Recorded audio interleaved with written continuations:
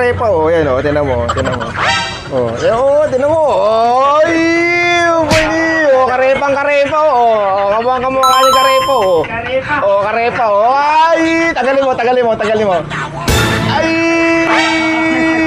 karepa na Montalban yan. Pwede, shout out karepa. Isang bagsak. Oh, di ba? Nakita na rin kami ni karepa, oh. Ay, shout out mo sa vlog mo, ha.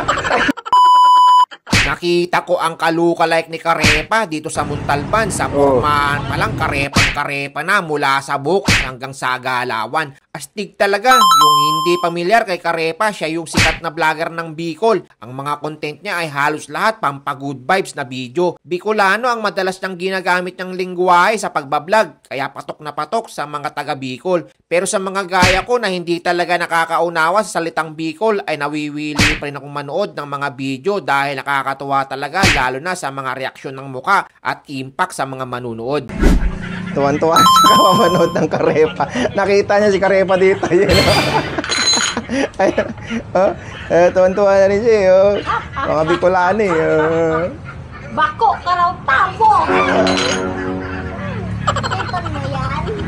Pero bago ang lahat, gusto ko muna kayong batiin ng manigong bagong taon sa mga taga Bicol. Naway pagpalain tayo ng may kapal ng mas maraming pang biyaya sa taong 2026. Kung sa salitang Bicol naman ay maugmang bagong taon sa Indo, mga tropang Bicolano. Lugod na tawad kita nin mas dakol na biyaya sa taong 2026. Meron din akong gustong i-share sa inyo mga tropa, isang Bible verse ay 2 Korinto, chapter 5, verse 17. Kaya't kung ang sino man ay na kay Kristo, siya ay bagong nilalang. Ang mga dating bagay ay lumilipas na, narito ang lahat ay naging bago. Ang talatang ito ay paalala na sa Diyos lagi may bagong simula. Tulad ng pagpasok ng bagong taon, binigyan tayo ng pagkakataon na iwan ang mga pagkakamali, sakit at pagkabigo ng nakaraan.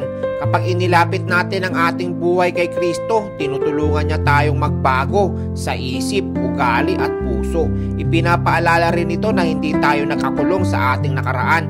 May pag-asa at panibagong direksyon na naghihintay basta't magtiwala tayo sa Diyos. Meron din sana kung gustong ihingi sa inyo ng tulong mga tropa. Tulungan po natin na mahanap ang kanilang mga pamilyang nawawala at nawalay sa kanilang mga mahal sa buhay gaya ko. Gusto ko rin pong ibahagi ang dagdag impormasyon sa kapatid kong nawawala na may kapansanan. Halos mag-10 taon nang nawawala ang kapatid kong may kapansanan. May sakit siyang epilepsy at paralisado ang kanyang kaliwang bahagi ng katawan mula sa kanyang mga braso, kamay at maliit na bahagi ng kanyang mga binti. Oh, di ba? Astig po. Si Karepa pa yung nagbaba ng motor ko. Wow! Karepa pa. Tagalin mo, tagalin mo. Karepang karepa!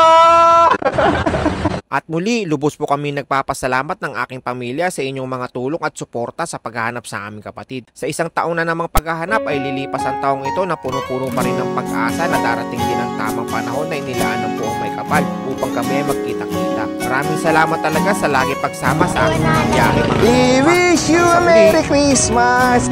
Panis!